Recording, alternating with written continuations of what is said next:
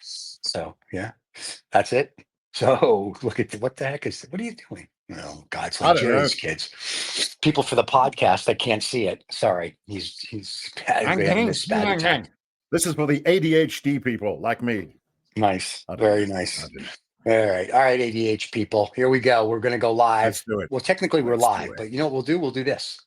Let's do this. This is 2OF Entertainment. Well, here we go. It's the man that promises you nothing and delivers. It's the veritable man motor mouth. It's Rod Woods who feels the need to call himself Rob Vega. It somehow makes him feel important. Anyway, do have a listen and try not to throw up. All right. I just have to correct something on that opening thing. South Africa's top radio host. That's bullshit. There's no metric. Can I tell you? It's on the internet. It's true. That's number one. Number two, if you read the So description of the should I? Yeah, I wouldn't say a word. I would just go with it and get a better raise. To embrace the bullshit that is the internet, my friend. Yeah, okay, I know. fine. Well, I mean, we're going to talk about Trump today, so that's bullshit too. So there you go. But my point of this is that, yeah, I mean, you're the number one DJ in radio personality in South Africa. That's what we tell everybody. Okay, let's do that. And the number one world over guy. Oh, wow. Yeah. Oh, yeah. Oh, man. Like, we should be your PR company. Yeah, you should. That's right. Okay. What if I actually want to work? Yeah. All right. Well, hey, I'm listen, also the Martian ambassador to Earth, as you can see. I can tell. That's very cool. You know, a lot of people want that job, but they can't get it. Oh, my God. So I'm just. Oh, Lordy. Okay. All right. So, yeah. It's a weird time, isn't it? And I was driving to my daily show, which I do every morning. Okay, the number one talk radio host in South Africa. Driving to the show, yes, through the traffic lights that don't work.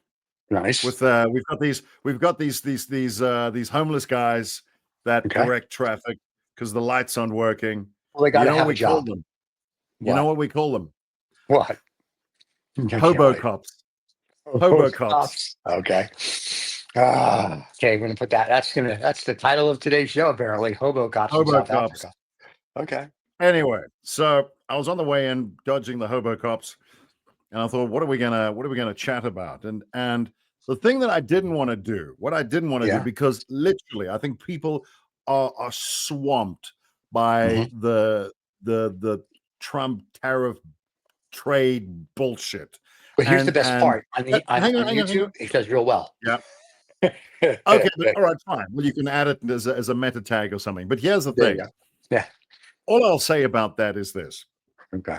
There's all kinds of people talking and saying all kinds of stuff. That's what's going on. Now, when you say something, here we go. When you say something, presumably you are hoping that someone is listening and digesting and acknowledging and recognizing and considering what you've said.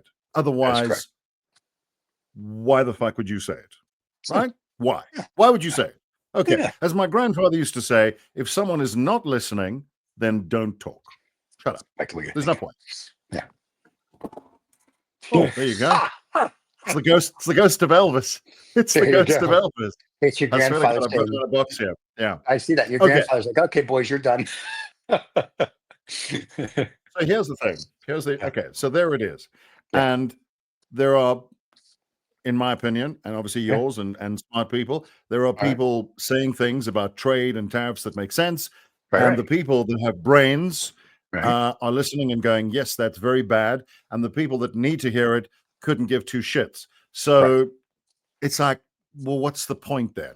Because you can say what you like. You can moan about all sorts of things going on, trade this and deficits and whatever. And the problem is you're saying it hoping that someone who doesn't agree with you, was not on your economic page, is going, oh, I didn't think of that. Well, they're not. They're not doing that. And the people that you've already convinced, already know what's going on, are nodding their heads. And, well, what's the point? So you're saying something they already know. So it's the roundabout, it's the echo chamber conversations that are going on. And that's why I didn't want to talk about it. So I want to talk about something else. But before you do that, let me just make this comment about that, which this is very fascinating because Yes, it throws away everything you just said. Our it Secretary does. of the Treasury, Okay, good. okay, the Secretary of the Treasury, I don't Yeah, know, Estes, whatever his name is, um, he apparently yesterday in a private conversation now that's not private anymore said that China and America need to come together before they implode the world. So apparently, our ranting and everybody else's ranting seems to be working because the guy that puts people's faces on the money. And I'm gonna be by the way on a $3 bill. Hello, boys. Anyway, is whatchamacallit is like really using that degree that he has and going, hey, we need to stop this. So apparently, all this rhetoric seems to work. Not as good as hobo cops. I'm just saying, but yeah. it works. So that's a good thing. All right. Well, I hope so. But chalk me up as a cynic because what is interesting is I follow all sides of the media, so I Right. can see what the left are doing, what the right are doing, what the middle, the up, the down, the Middle Earth, the gravitation challenge, whatever, what everybody's doing. What's the And flat earthers doing? I'm going to talk about the flat earthers in my conversation shortly. They're actually a reference point for what I'm going to talk about. I can't wait. This is briefly. going to be exciting. I'm excited. Yeah. So first of all, I see we've got quite a delay, so I do apologize. I think we're on some weird link, or maybe someone's cut the undersea cables, but I hope you can hear me all right. You're Yeah. coming through in a like that, but it's okay. That you look fine that way to me, so it's all right. Good. Okay. So what do I want to chat about? I want to dive right into it. I want to go straight into the volcano. I want to talk about race. That's what I want to talk about. Race. A This car whole one, like bullshit. F1 car race. I want to talk about race. DEFCON 1. Yeah. Okay. Okay, right. There's a white guy talking about race. How dare he? Okay, so this is what I want to say. This is my little rant about race. Okay, well, first of all, and I haven't really drilled down and Googled my ass off for this. It's just something I kind of know. Race is a new thing. It's a relatively new concept. About the Middle Ages, the 1600s started to become a thing. People started talking about this thing about race, putting people in boxes. All right. Just before I drill down on that, scientifically, right now in 2025, scientifically, biologically, genetically, commonsensically, race is bullshit. It doesn't exist. There's no basis for it. It's absolute crap. All right. It's crap. The race thing is whatever. It's absolute garbage. People are who they are. They're different. They've got more melanin. Their bones are slightly bigger, depending on where they are. They've evolved in certain ways, and yes, creationist evolution is a thing.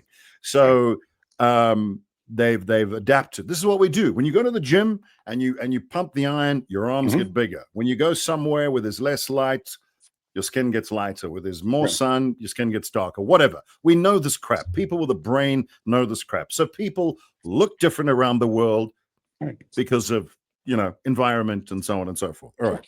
So this is what people with brains know. We know that. And as a comedian friend of mine once said, if race was actually a thing, right? If race was actually a thing, you would not be able, white and black people couldn't and have little chocochino babies. They wouldn't be able to because they'd be fundamentally different. Right.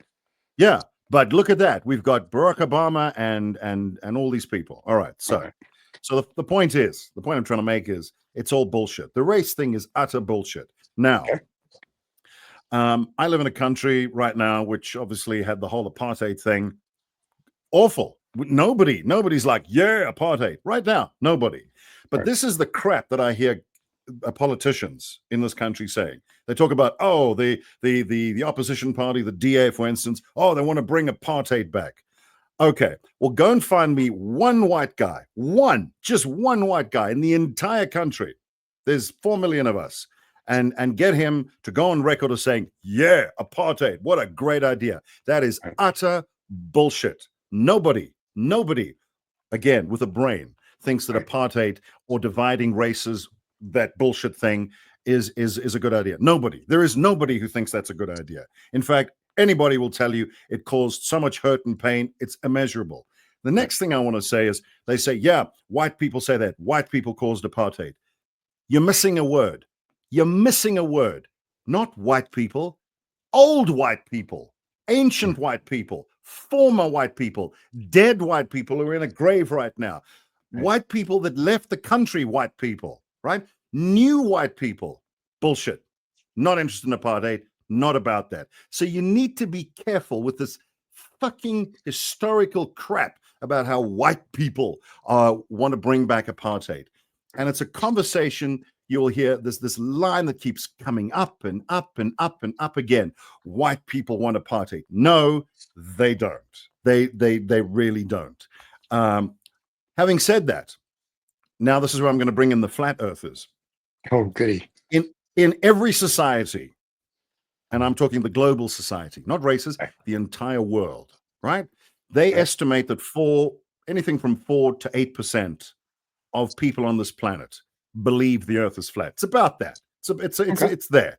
Call it 5-6%, round about there. They believe, despite all we know and all the facts and the figures and people going into space and navigation and Felix Baumgartner, the guy who stepped out of a module thing and he bulleted to the earth at the speed of sound because that's what he wanted to do, and the astronauts and the space. We know this, but there is a small group of people, 5%, who still believe the earth is flat. Well, that's what happens in every society. You're going to get at least 5% of the people who are batshit crazy. It doesn't matter what you say to them. It doesn't matter what you present to them. They will say, you say the sky's blue, and they go, fuck you, it's red. Okay. Right. Now, what has that got to do with apartheid? What does that got to do with racism? Yeah, 5% of white people are fucked up. Yeah, they have this idea of whatever. Fuck them. Don't worry about them. 95% of us are like, we're brothers. Let's do the shit together. But that means if we take race out of the picture, now it becomes much more challenging for a politician to create a tribal division in a population. Because now you've actually got to prove that you've got a plan, an idea, because you've taken race off the table. Because that's the most fantastic, divisive tool for a politician, certainly in this country. If you take race out of the picture, now what are we talking about? Humanity. Fucking much harder to start having an intellectual conversation about what it is that you actually are bringing to the table. So whenever anything goes wrong, we go, oh, apartheid. We go back to that. We blame all those white people. Not these white people, those white people. I mentioned they're dead, they've left, they're gone, they're old, they fuck off. Okay. But here's the thing, Stephen. If you keep bringing up a racial thing, which is bullshit, if you keep bringing it up and shoving it in white people's faces, I'm not saying you're going to make them racists, but you're going to make them think about it. And they're going to go, what are you hiding? Why do you keep bringing up the race thing? Fuck the race thing. Nobody thinks it's a good idea. Nobody on God's green earth with half a brain is of the opinion that whatever this race thing in gives you some kind of an advantage in terms of race, whatever, brains or whatever it is. Having said that, you have to admit that the 100 meters final, you're not going to see too many white guys. I'm just joking. You won't, but you just won't. That's there is true. There is a strength thing there. We can have a whole nother conversation why that is. But those are people. Let me put it to you this way. The reason why that is, in my view, is those people that are lined up on that 100-meter final. The reason why you're not going to see any white guys, those people that are lined up, if you go and look at their family history, it's pretty rough. It's pretty rough what they had to go through. And a lot of their family, cousins, colleagues, community members that sailed around the world died. They didn't make it. These are the strongest, the best, the biggest, whatever. So there's a bit of natural selection going on there. But fuck the race thing. Really. Get that off your... But it's a human thing. It's a human thing. Remember I mentioned the evolution thing? Right. Yeah. So this is the problem I have where people, where things fail and they talk about something that happened 30 years ago. It comes up time and time and time and time and time again. Like I said, I wanted to talk about the racing because I'm so bored with this. And we all bored. We want to do something. We want to work. We want to be in a team. The people that you should be angry with. And I'm talking about people who have this race thing in their head. The white people, those white people, not this white people, that people, those white people that you are angry with. They're not here. They left the party. They're gone. They're not here. The people that are here, that stayed, wanted to be a part of whatever this is, Right. want to be recognized for their humanity, as do you. And one of the things that apartheid denied people, and I say people, was their humanity. Humanity is the key thing. Now that we've got that off the table, we take race out of the picture and we're all humans, it becomes much more challenging. And this is why politicians in this country run away from it, because it's so damn convenient to blame some white guy who you don't even know, you know nothing about. Because the thing that he did to you, your generations of people, now you've got to do to him. Well, what a man you are. How intelligent are you? Why don't you have a coherent, cogent argument and come up with a plan for the entire country, not a group of people? You know, the idea is you want to get people working together, not divide them. One of the great things about this country is it's won won 4 rugby World Cups, right? And no one gives a shit what any of the color of the players are. We don't care. We want the best rugby players, period. No one cares, black or white. No one gives a shit. It doesn't matter. And I've always said, if this country could have stuck to that when it became finally democratic in 1994, we would have done a lot. But here's the thing. Politicians realized that, wait a minute. We've got access to some serious power here, and we want to keep it. So we need to keep the people in line, and we need to keep them divided. God forbid the entire population of the country becomes this homogenous entity, all united against us. We can't have that. That cannot happen. Holding us to account, making sure we do what we say. No. What we're going to do is we're going to divide people, because that is the best way to run things, to rule things, to control people. And it's not new to this country. It's been done around the world. So, you know, what's crazy for me is, I just want to say this. The woman that works on my station with me, she's my newsreader. She is a bright woman. She studied hard. She's done very well for herself. If I had to go to her and say, you know, you're doing well because you're black, that would be hugely insulting to her. I don't do that. She sounds brilliant. She's super bright. She's a mother. She's an achiever. She's done so much with her life. To bring the color thing in that represents any of her achievements is utterly disingenuous. And it's connected to the whole, we have this thing called black economic empowerment in this country. Fundamentally, I understand why that was politically. But bear in mind, this country changed 31 years ago. That's more than a generation. And this government has done nothing to uplift people of the country. So when it fails, when people haven't developed those skills, you need someone to blame. And they are referencing apartheid. I mean, apartheid can go fuck itself. No one loves, those people were monsters, bordering on Nazis. No one's admiring anything they did. But to keep referencing them as something relevant to the situation now it's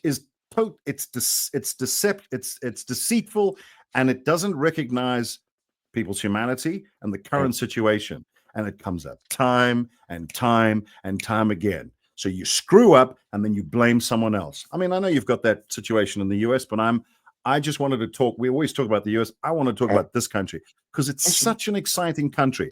Now, this particular newsreader who I work with, she holds, funnily enough, the same view that I do. Get the race thing out of the picture and let's talk about human accountability. What are you doing for people, right? That's what she wants to know. And that's how she's going to vote. And what's exciting for me is, strangely enough, there's because obviously South Africa is, it's got 4 million white people and 60 million people. So the white folks represent, 7% of the country? And you hear people talking about the opposition party, which it has all colors of people in it, but they keep talking about it like it's a white party. It's a white party. You hear this coming time and time and time again, despite the fact that most of the executive leadership are not white. I mean, apparently they are, according to these idiots, right? But here's the interesting thing. 7% of the country is white. If that party, which is the DA, and I'm not saying that's a perfect party, but if they were a truly white party, they shouldn't get more than 7% of the vote, correct? They shouldn't, I mean, maybe 5. because not all white people are going to vote for them. They're sitting at well over 20%. So there's a lot of black folk that are voting for that party. So it's not a white party. So shut the fuck up about it being a white party and tell us what you're doing. Tell us what you're doing as the majority party now at the moment is the ANC. Right.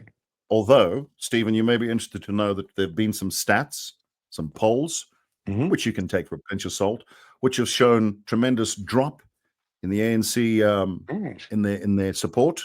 Okay. And a growth in all opposition parties, all of them. Everybody's doing better. The main party's coming down. Right. Because people, even black people, are not fucking stupid, right?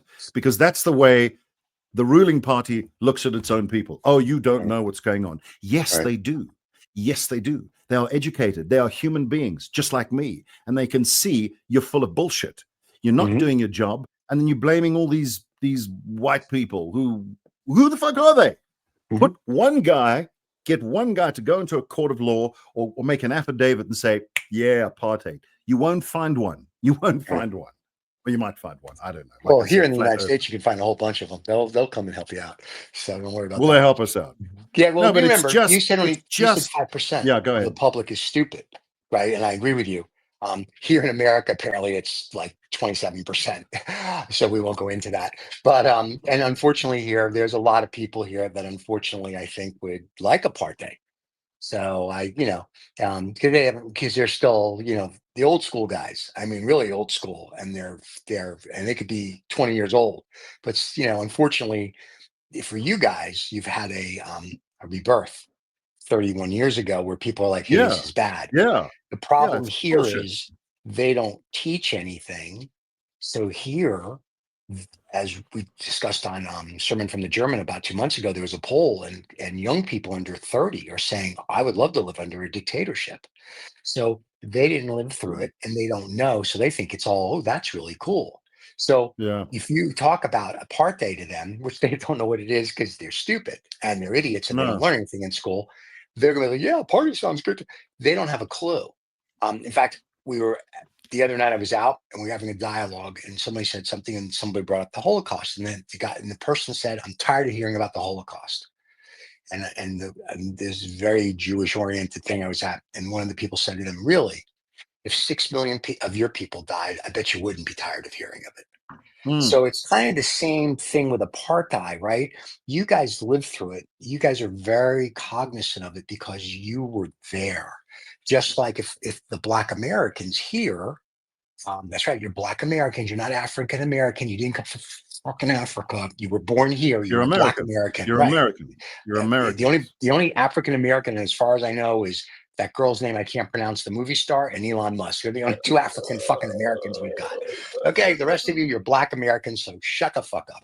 Now, that being said, yeah, you're an American, like I am an American. Yeah, you're American. Well, let me rephrase it. I'm a New Yorker, gentleman American. Anyway, that's a whole nother story. That's a whole nother story. Okay. But my point is that since we don't teach anything, and you guys teach, you guys, I'm sure your schools talk about apartheid and blah, blah, blah, and then go through it.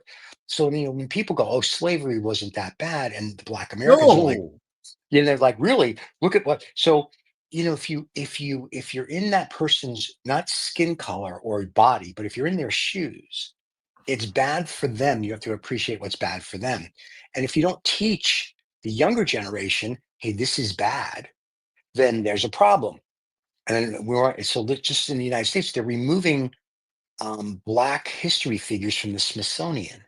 And everyone's like, what the hell are you doing? So literally the United States is all about white guys now. And I'm like, I don't want to be rude or anything, but George Washington Carver and a whole bunch of these other guys that discovered a whole bunch of shit, they weren't exactly white. They had a very dark tan. And I'm sort of like, that's crazy to me. So where you guys are having your rebirth, we seem to be regressing. I want to say this. Because this has come up quite often. And I look at America right now. I'm sorry, Canada, the United States, because they're also America. I've got to be careful what I say. All right. Exactly. We're also Americans. Okay, whatever, fine. It's in their name, United States of America. But anyway. And I've obviously lived there for a while, like you, or you've lived there forever. And I enjoy the place. I wish it was, I hope things work out. I think it's a we've always said, it's a great experiment, and I hope it does work out. And I'm semi-confident that it will. I don't know. It's looking a bit weird. Oh wow, lights in action. Okay, exactly. 4th of July, we're celebrating. Right. I believe France is coming to get. You look like the Statue of Liberty, and I was going to say I think the French are coming to get their statue. But here's what I want. Here's what I wanted to say, and that is, and this is the exciting thing for me about South Africa. So the 3 countries that I'm connected to, I'm a UK fellow, but I came here when I was a little boy. So I kind of grew up here.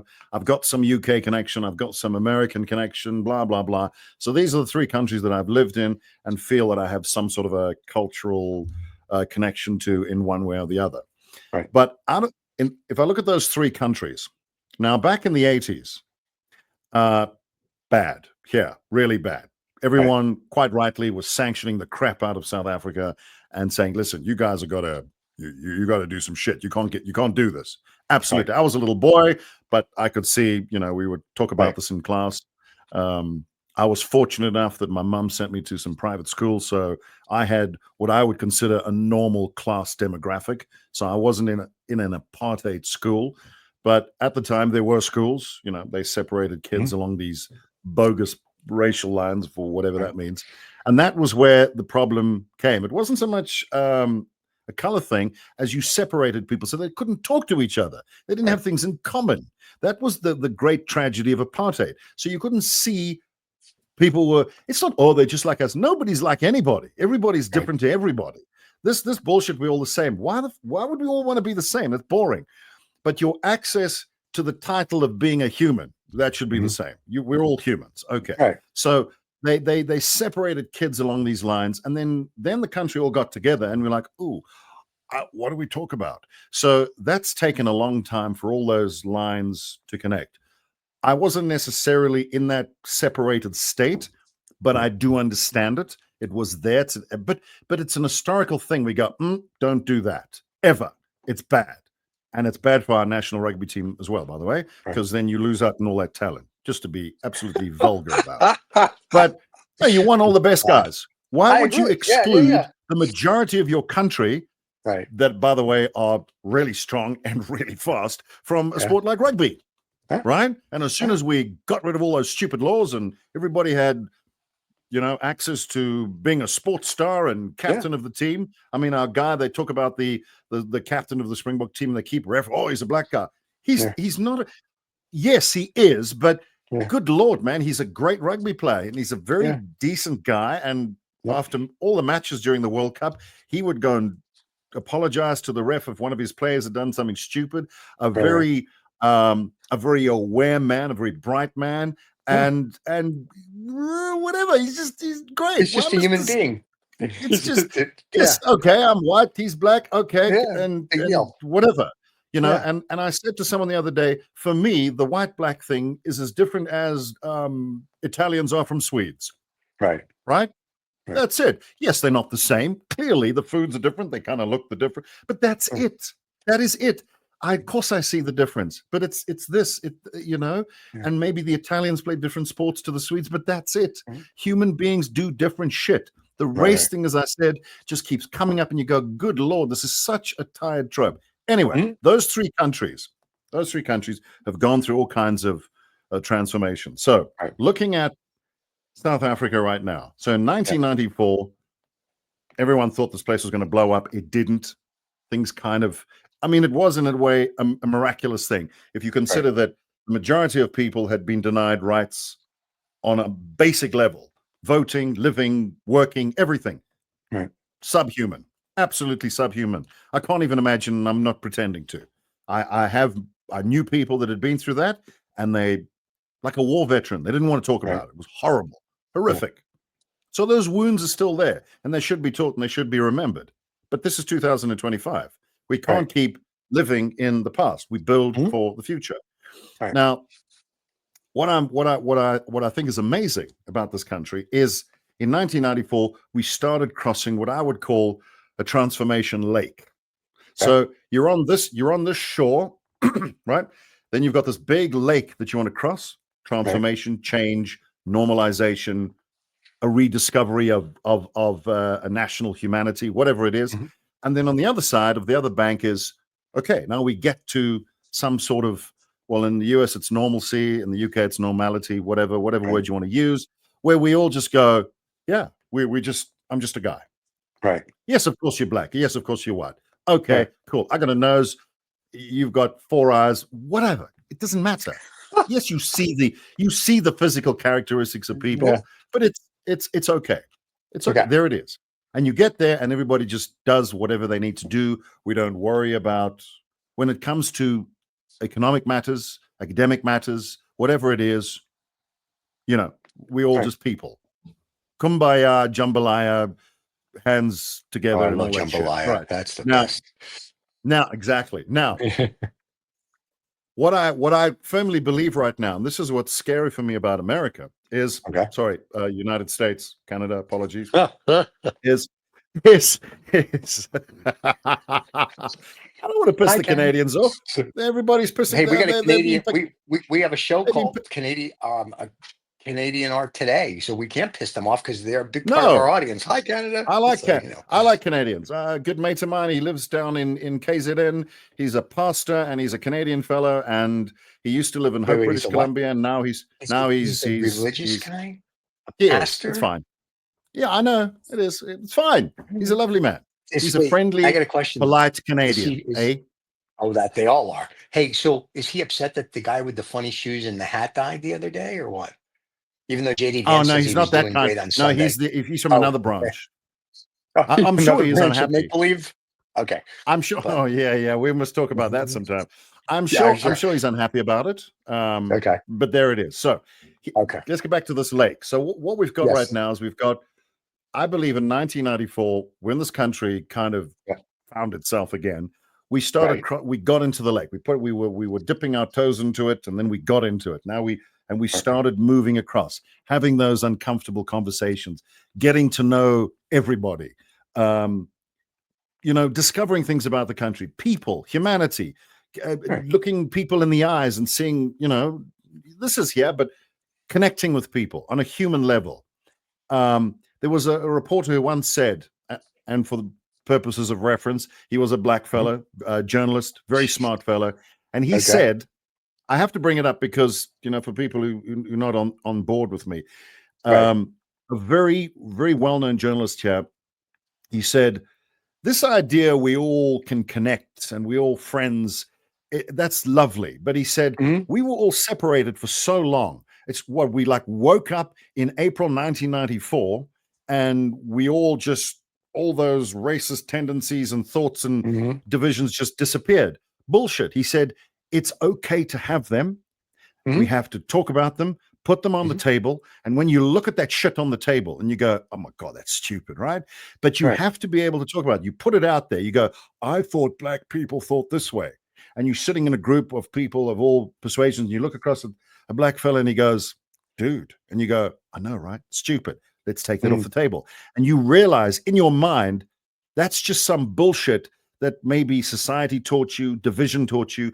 And it's just about, you go, oh, of course black people want their trash taken away, or something stupid like that. The dumb ideas that people have when you divide them. When you divide people, they make shit up in their head about what the other people must be doing or what they're thinking. The other people.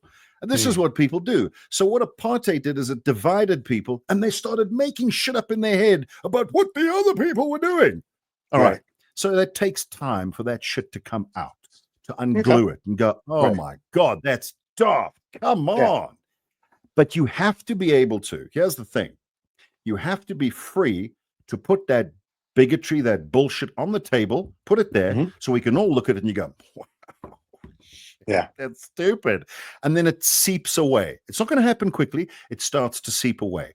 And then you don't like, I'm speaking slightly in an inauthentic way here because this didn't happen in my family, but I could see it in other families where they would refer to the help, the people that cleaned the houses, tended the gardens in a, I don't necessarily think they were malicious about it, but they would talk about them as being a boy or a girl.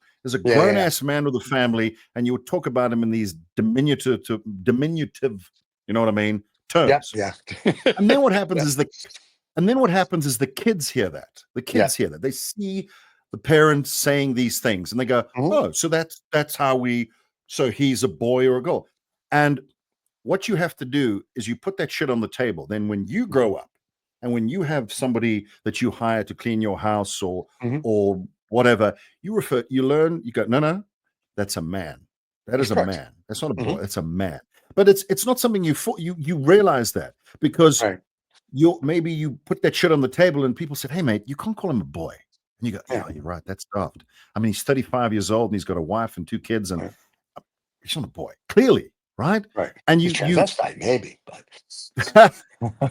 but you organically people go, "Oh yeah, no, it's daft. That's stupid." And then they that realization, and it doesn't happen overnight.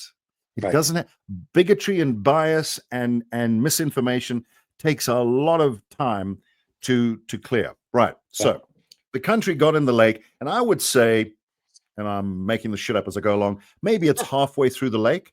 It's not on the other side yet. It's not there, but it's encouraging because you know, the conversations, and I know this, white folk will say things in a group and black folks will say things in a group. And when they get together, it's another conversation. Now that used to happen a lot.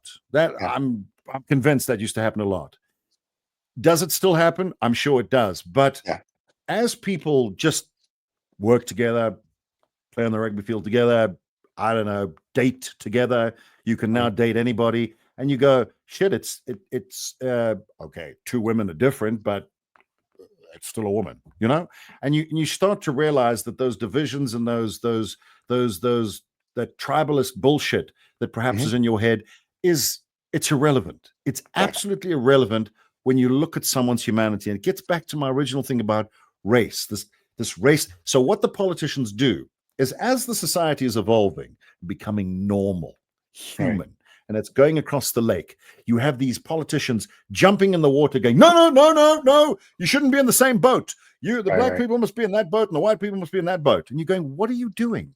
Why are you bringing the shit up? That was from the shore that we left behind. What? Oh, I know why. Because you're trying to get all these boats to go that way and these boats to go that way over to your side, to your shore.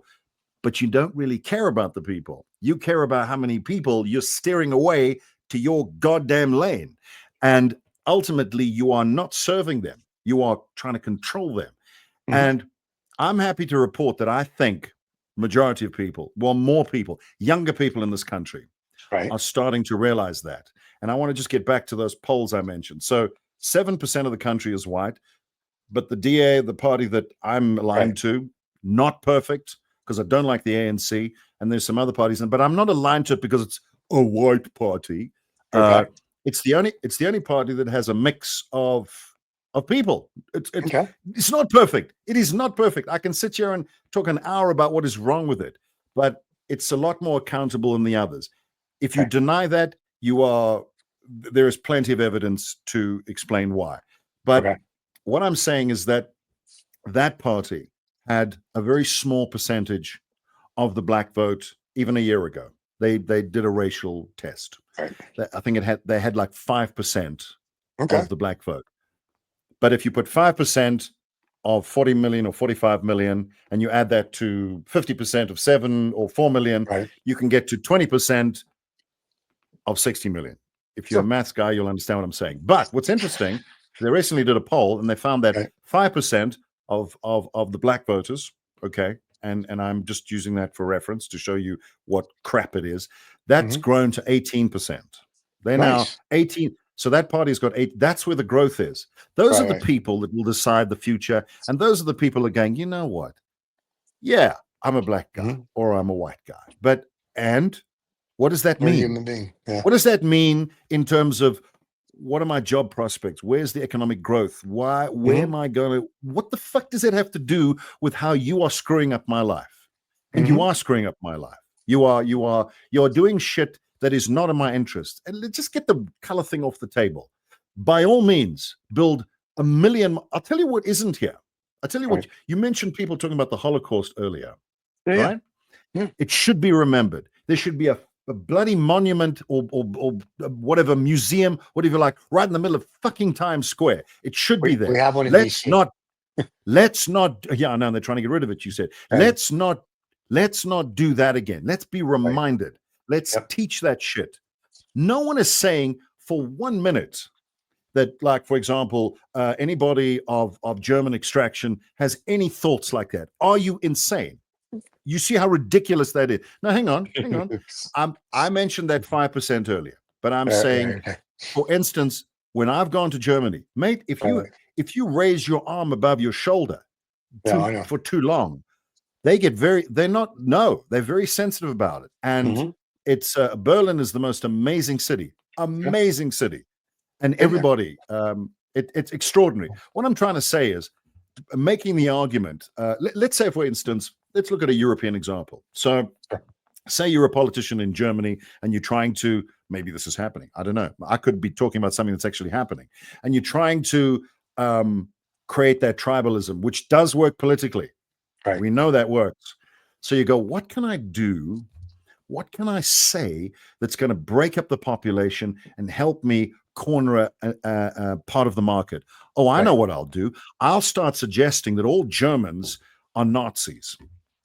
Well, I'm going to do that. And in other words, if you're not Jewish, you must be a Nazi, or it's somewhere buried somewhere in your psyche, and somewhere along the line you think this is okay. Ridiculous. I can tell you now that's absolutely ridiculous. Well, it's the same shit as saying that anybody who's white that lives in South Africa must have some long lost nostalgia for apartheid. Apartheid, right? Okay, well, that is just maybe if you're dead and you're in a grave somewhere, but if you're alive and you hear, you're hoping at some point someone's going to take the race thing off the table and then say, what are we going to do? That's not to say, let me tell you why it's important people do that. Because so we have this thing called black economic empowerment in South Africa, which I said politically, I understand. What you're trying to do is redress an imbalance, which disappeared 31 years ago from the law books. But there certainly was a generation that was behind. There was a backlog, right? Then do that. Educate people. Fix that. But don't just paint it with a racial brush and say, if you have so many people in your company, we don't care about the ability. We want you just to have so many people because that's going to look good politically. That's an easy fix. The harder fix is getting down, drilling down into the population, realizing a couple of things. If anyone's over the age of 40, there's nothing you can do about it. You can't re-educate people. So you've got to get back to the kids. You've got to encourage them. But they talk about this word empowerment in this country, which is extraordinary, because they interpret that as something to do with money, and it's not about money. And let me explain. They have this. You've heard about this white privilege thing, which I hear time and time again. And I go, okay, all right, fine. Very disingenuous because, yeah, I get why it comes up. Oh, well, you have the privilege because you're white. You don't have to worry about. Okay, true. But it's not a privilege. And it's dumb luck. That's the only thing I can say. But now,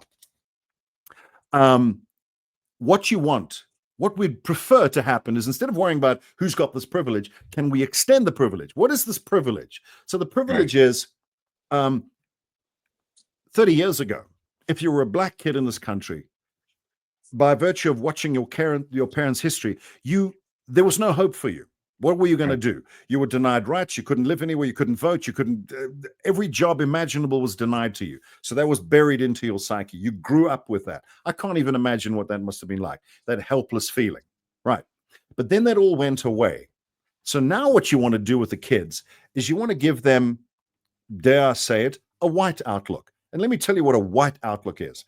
When a white kid grows up, he doesn't reference his career in terms of, I need to, where do I stand with the black kids? I'm just going to go and be an astronaut. I'm going to go and be a cop. I'm going to go and be an accountant. He's able to reference his career options in terms of the career. There's no racial component that comes into his head. If that's a privilege, so be it. But now what you want to be able to do for kids is, and I've said this to our government people, I've sent letters and I said, don't take my job away because of this. But Right. I'm more than happy to share all the skills, there's anything that I've learned, so that kids of whatever description, they can listen to me and go, yeah, that could be something good. That, Stephen, is empowerment. When a kid just goes, he's able to just decide whatever he wants, and there's no racial component, there's no financial component even. He just goes, I want to do that. And he doesn't have to have a political thing thrown in his face. But what this government has done in order to secure its survival is it's thrown politics and thrown racial things into the corporate world, so that even young black guys who are smart as fuck and have studied hard, and they've done the hard yards, and they've worked their asses off.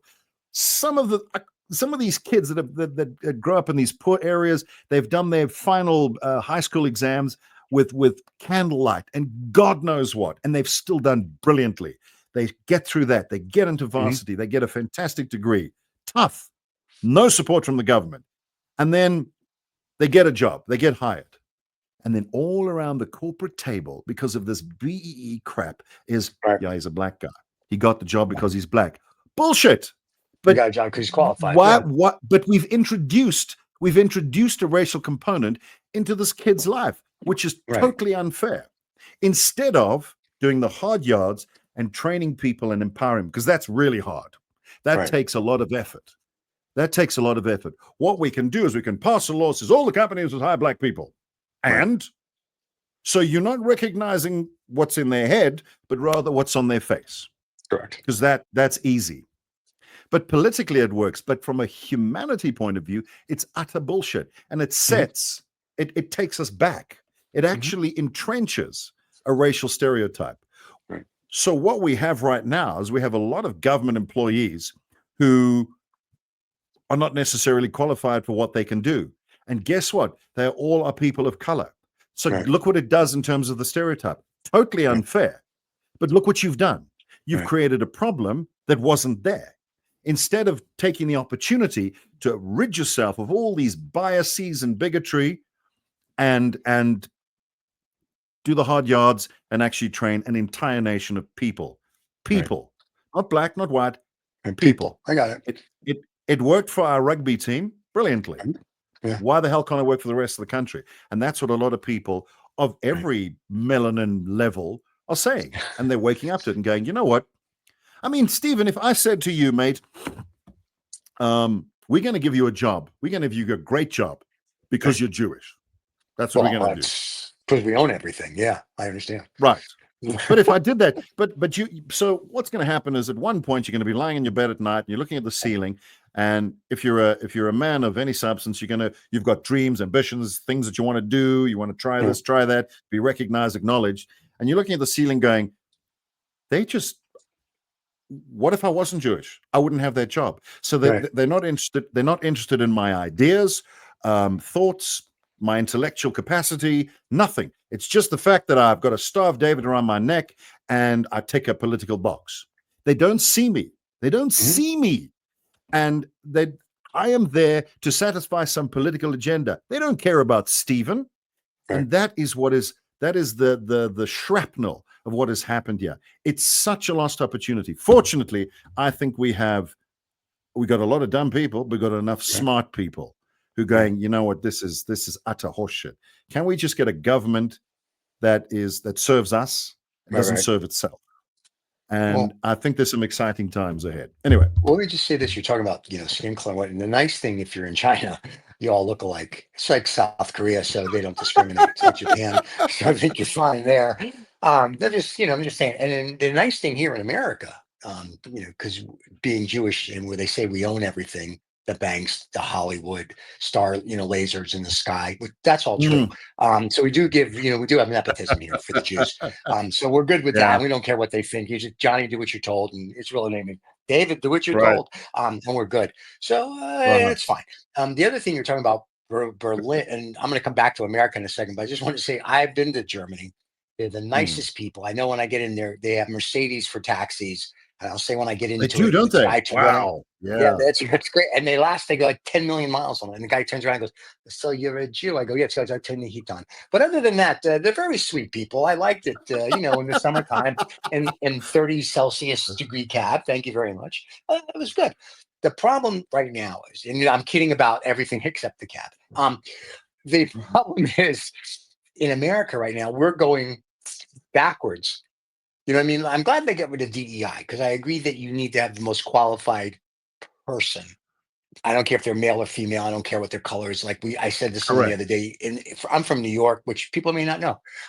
In New York, we look at it. You're a human being until you're not, and then Yeah. when you're not a human Correct. being, then you go into a box. Whether you're white, you're black, you're green, you're straight, you're gay. We don't care. Then when you're in a box, then we refer to you as every negative thing we can possibly say. And America seems to be, unfortunately, going backwards in that. The thing I wanted to bring out, there's a Chevy Chase, Richard Pryor skit from Saturday Night Live done in 1976 or 77. You can find it on YouTube. Richard Pryor is applying to be a janitor, and Chevy Chase is interviewing him. This is the funniest 7 minutes they'd never let it on television now. And Pryor wrote the skit. And they're he asks these questions and yada yada. And then Chevy Chase says to Richard Pryor, he says, "We're gonna do a word association game." Richard Pryor goes, "Great." And he says like black, white, Christmas, New Year. Well, they go back and forth. And then they start getting into like he said something like, I want to say Jungle Bunny. And then Richard Pryor like Jungle Bunny. He goes, "Twinkie." And then and then Whoa. and then all of a sudden, Chevy Chase does something else, and they go back and forth until finally Chevy uses I'm not going to say the N word. He says the N word, and then Richard Pryor looks at him and goes, "Dead hunky," and stands up and yells, "Dead hunky." And Chevy Chase goes, "Well, congratulations, Mr. Smith. You're going to be the highest paid janitor in New York City." I mean, but it's fascinating because Richard Pryor never really saw color. And then you look at Blazing Saddles, who he wrote with Mel Brooks and all this. So if you look at, we've been trying to break the barrier of color since day one, and we can't do it. And we're supposed to be so Yep. advanced. And it's the same and Barack Obama, good, bad, or indifferent, don't care.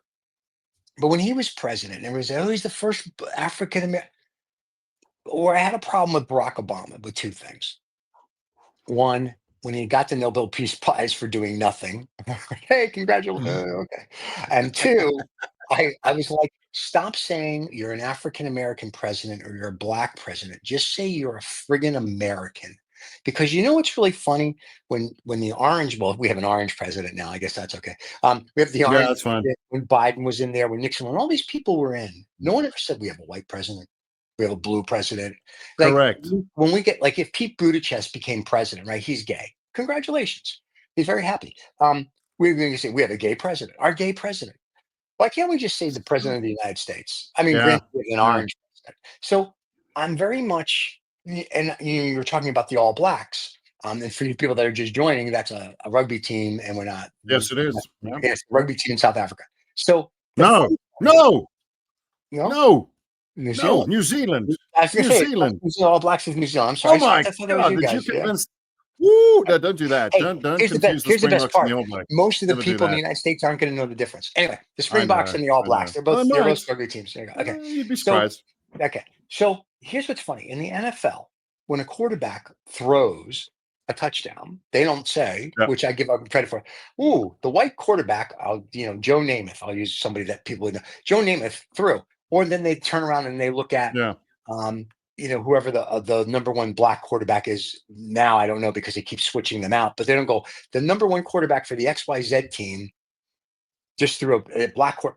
They're just athletes. So in that Correct. respect, Yeah. we're doing good, but it's everywhere else because you ask somebody what someone looks like and it's still a black guy, a white guy, blah, blah, blah, blah, blah, blah.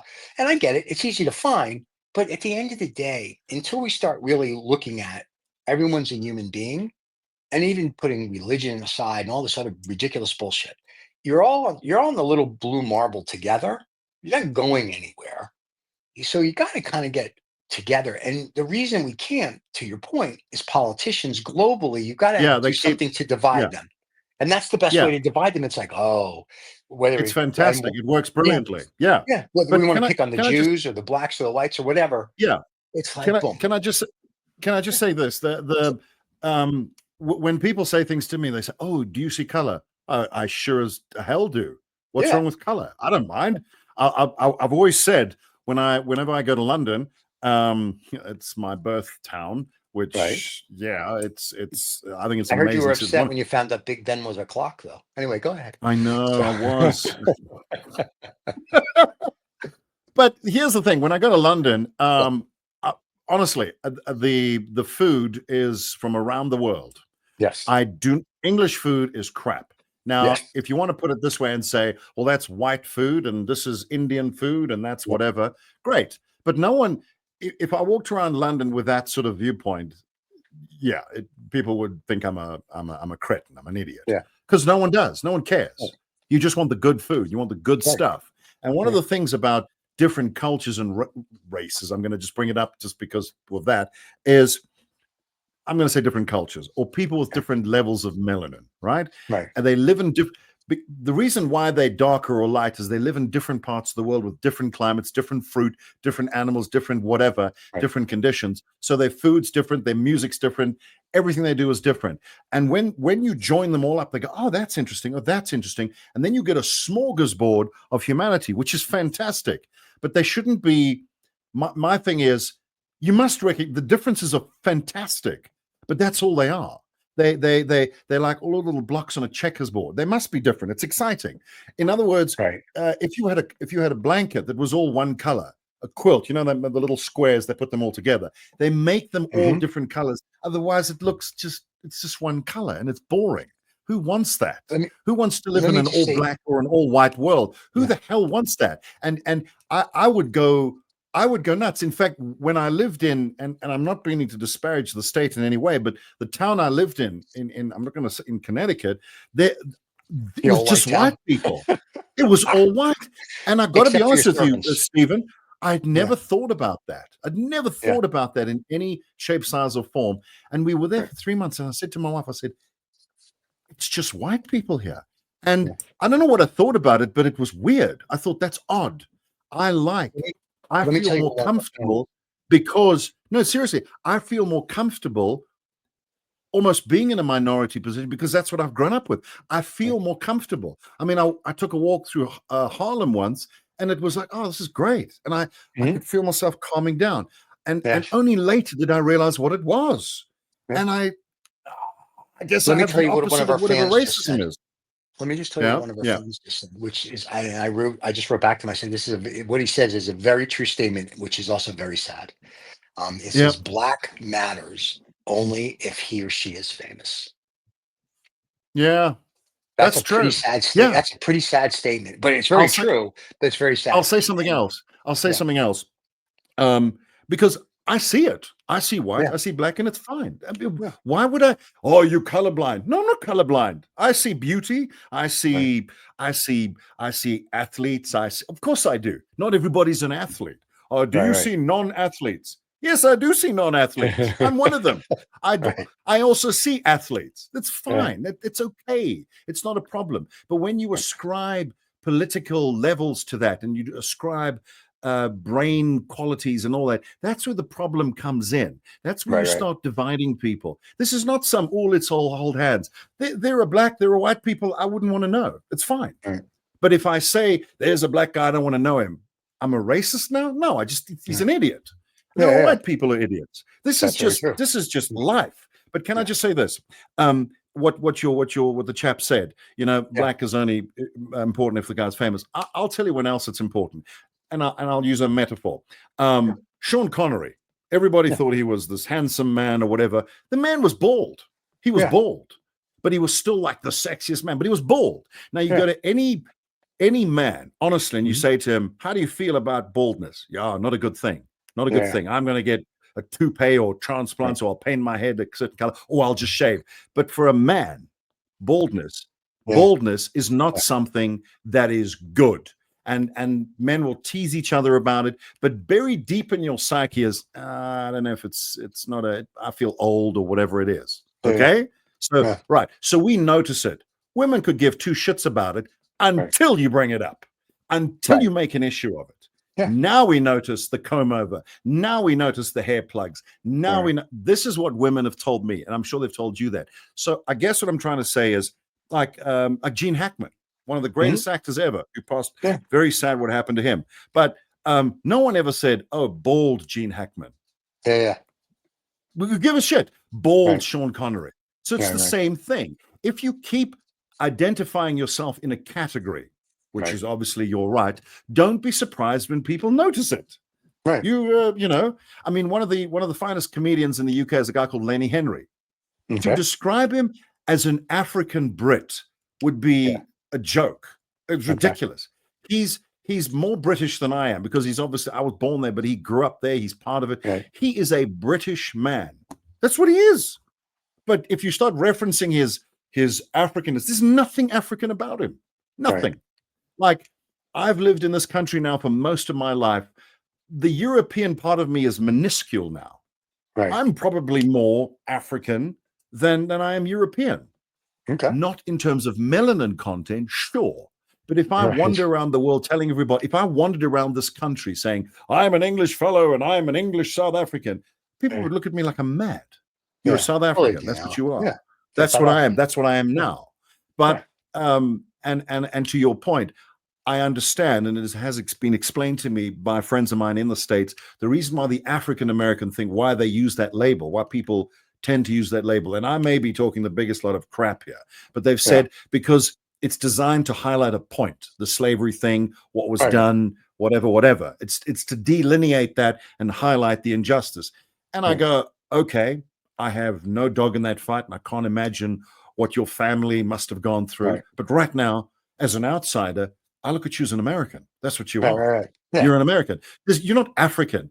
And there was a guy from the UK, was a footballer. He was an English fellow. I'm not going to mention his name. It doesn't matter, because I don't want to throw him under the bus. But he was an English footballer. He was an Englishman. All right. He was an Englishman. His family originally came from Africa, but he was an Englishman. Man, the guy he liked mushy peas and God knows fish and whatever. I'm just going to throw him in a stereotype box. He was as English as I don't know, what is it? Bangers and mash. Right. Oh, English fellow. Mash. Totally. I mean, that. We had, Stephen, he had the whole thing like that. He talked like this. He was a boy from London. That was it, right? He was an English fellow.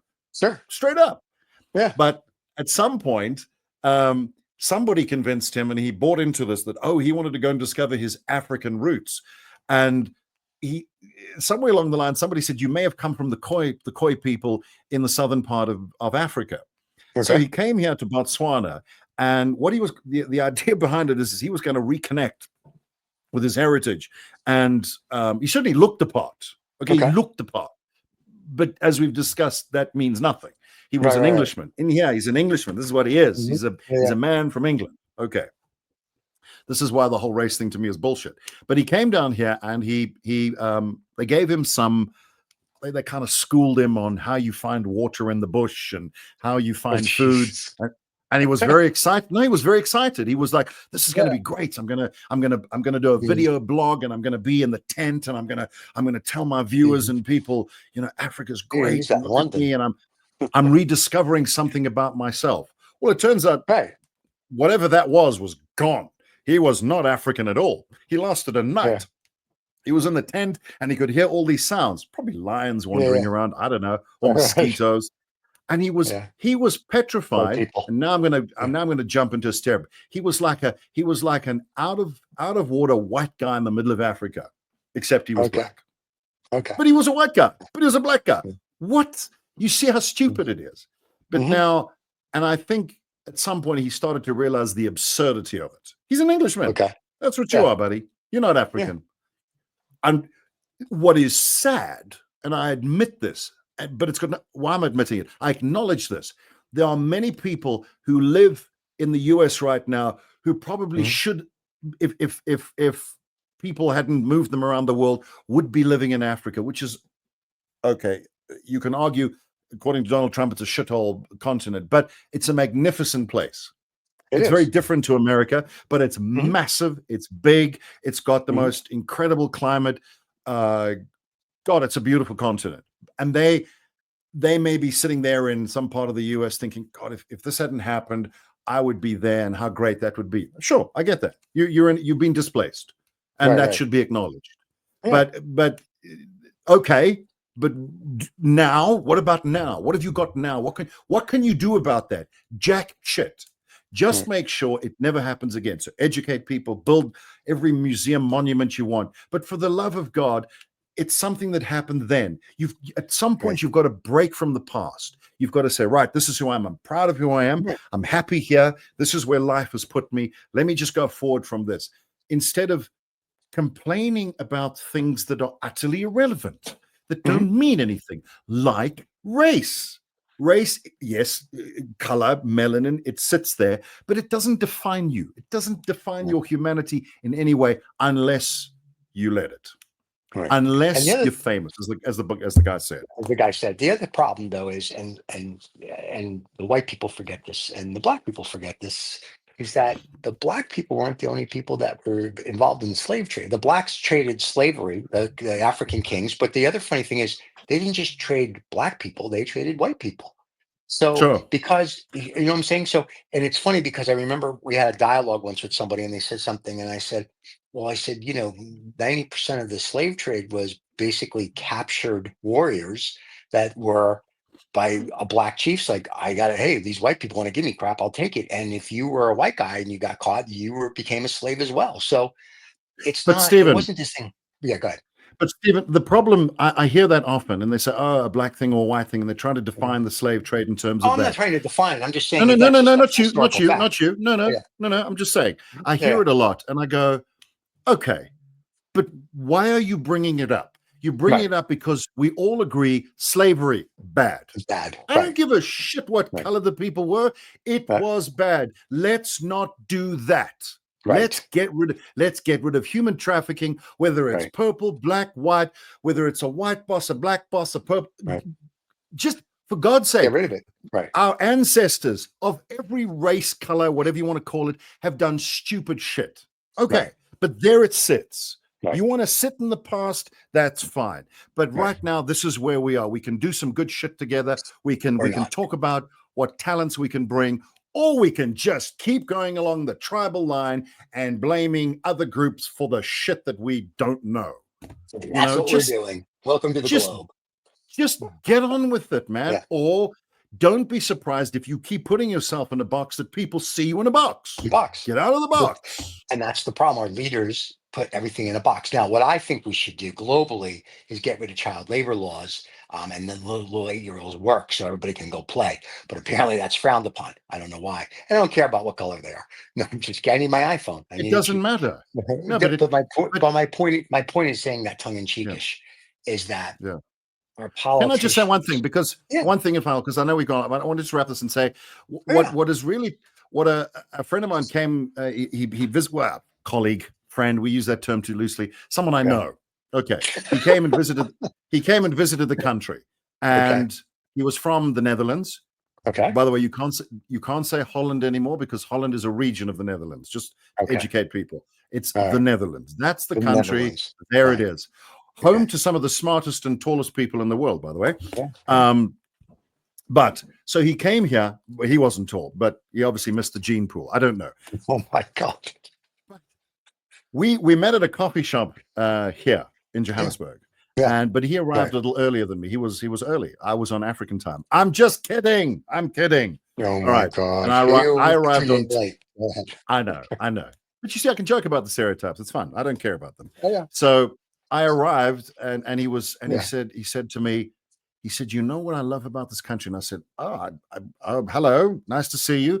He said, and the waiter was standing there, and he grabbed the guy and he put his arm around him. I was like, okay, I don't know you. Are you looking for a partner? I'm not sure. I don't care. Take him home. And he said, this guy here, he said, I've just gotten to know him, and I've connected with him in a way I don't connect with people in Europe. I'm just saying. The ordinary people here, when you take the race and the bullshit and the thing away, fantastic. But if you make no mistake, if you keep putting the color and dividing people along those lines, they'll get pretty militant. They'll get very warlike. There's a lot of poverty. There's a lot of hate. There's a lot of anger. You give them some direction, white, black, and you go, it's them. Yeah. But the funny thing is when you meet people one-on-one, without the politicians, without the bullshit, without the misinformation, without the nonsense, man to man, eye to eye, human to human. Yeah. The folks in this country are some of the easiest people to get to know. Really. I have to agree with them. I'm not being disparaging towards people from around the world, but I can tell you now, a lot of tourists have come here and said the people are super friendly. So why not tap into that? Why would you keep dividing people? Drop that shit and see what you can do to serve them instead of breaking them up. And I swear to God, if this, I say this unreservedly, if this country, and this isn't a political speech, if this country dropped the race thing, really, it's still there, whatever, you want to keep it. But if we all like got together and we took that off the table and talked about policies and things we could do to help each other and got the willingness of the entire country into that. So people now go, okay, my job's not under threat because of what I look like or whatever, or I'm not going to get a job because of what I look like. I am just going to be assessed on what is here, who I am. I'm acknowledged, and we go forward from there.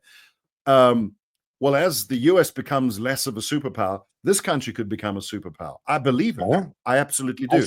And I say that because it's if you look at an infrastructure map of Africa, for whatever reason, like 90% of the shopping malls are in South Africa. Most of the road networks are here.